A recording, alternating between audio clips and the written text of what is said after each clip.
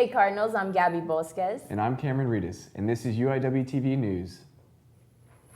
Every 4 years, citizens get the opportunity to vote for a new country leader or prolong the term of the current president. Candidates Mitt Romney and President Barack Obama have been dominating the media with speeches and debates. But just how important is the presidential campaign to the students? News correspondent Teresa Velasco goes in to find out.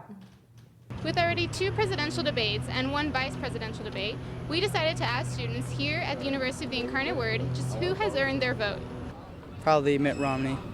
Probably Romney. I'm really leaning towards voting for Barack Obama. Romney.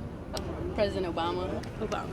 Mitt Romney. I think that Obama, he's a great president, but I don't think that he's really showed me the change that he promised 4 years ago. Barack Obama, because I like his stance on the middle class, and I feel like he has a lot to offer us as college students right now. He's really working to keep a lot of the financial aid programs in action.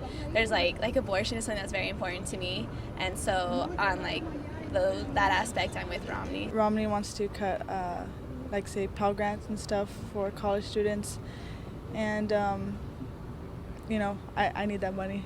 Like, politics is like a science. Like, you have to start with one thing and then let it progress. So nothing's going to change over 4 years. There's still 1 more presidential debate coming up on October 22nd. Do you think that you seeing that debate would change your mind? It could, if they bring up new points of views that they haven't already talked about. Like I said before, I think that if you don't know who you're voting for by now, I don't think the debates really are going to have much of an effect on anybody. I think I'm pretty set on who I'm going to vote for. It might enlighten me towards reasons why I should probably pick someone. Probably not. I think I'm pretty set with after seeing the first 2, but it might if something crazy happens, so we'll see.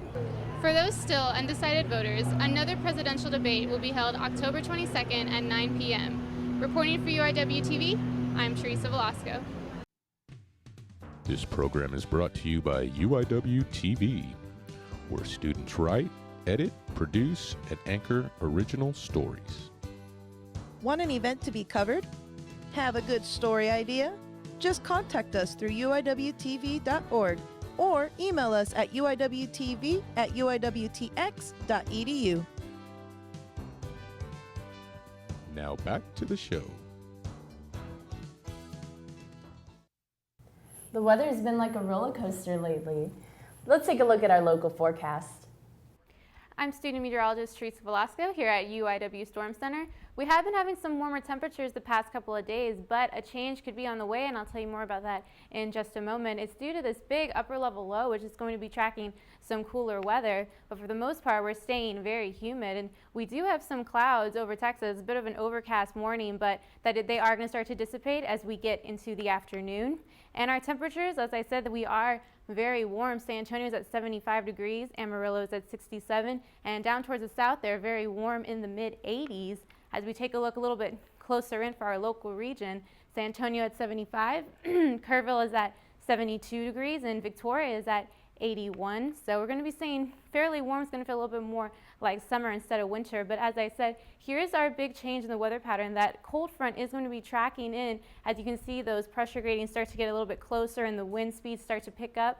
So we are going to have that cold front push its way through later into the week and into Thursday. And then Friday is when it's going to start to push over San Antonio. And so for your weekend, you're going to see some very cool temperatures in the 50s and maybe even cooler as we get later into the week. Now, our humidity is still high for today, so we are going to have some warm temperatures into really the upper 80s, so it's going to feel very cool. And then for the weekend, you're going to see a big change in the weather. You can see here, we do have a chance of rain with this cold front, 20% chance for Friday and Saturday. As we take a look for the rest of the week, it does get cooler, but then start to warm back up towards the beginning of next week in the mid 70s. Thanks, Teresa. The McNair Scholarship that has aided students for 12 years has come to an end. Investigative reporter Ashley Perez goes in to find out why. The McNair Scholar Program is one of the trio programs created to help undergraduate students prepare for graduate school. The idea was that if students were in this program, they would have the opportunity to do research and also have help doing, figuring out how to do applications and that sort of thing. The program was cut this September. What happened was that they took $10 million from our program and moved it into Upward Bound. And so normally this program serves about 200 schools around the country. And so when they cut $10 million from it, that meant that about a third of the programs were not going to be funded. The program being cut, I think, is really bad because McNair has definitely given me the opportunity and the knowledge to want to go forward with my education, which otherwise I would have been completely lost. So the cutting of the program means that a lot of students won't have this opportunity, won't be able to know what graduate school is like, won't be able to receive the training to be successful in their GRE and their graduate school application. So for me personally, I've definitely benefited so much from this program, more than any other program here on campus. I think that the program being cut not only affects current McNair scholars, but it affects future possible scholars. I think that the program being cut will have dramatic ramifications to come over the next few years, as far as it being a program that grabs from the Latino population here in San Antonio and from underrepresented minority groups. As for the future of the program, it would be another 5 years before there would be another opportunity to write a grant for the program. And I mean, there's always the small possibility that Washington might find some more money and then they would fund a few more programs. And we would be one of those that would be funded because we missed the cutoff by less than a point. So, you know, but who knows as far as that goes. reporting for UIWtv News, I'm Ashley Perez. Thank you, Ashley. Now here's a brief message about our upcoming sports. Don't forget, Cardinal fans, Homecoming 2012, this weekend, October 27th, located at Benson Stadium at 7 p.m. Be there for the Royal Court announcement. See you there.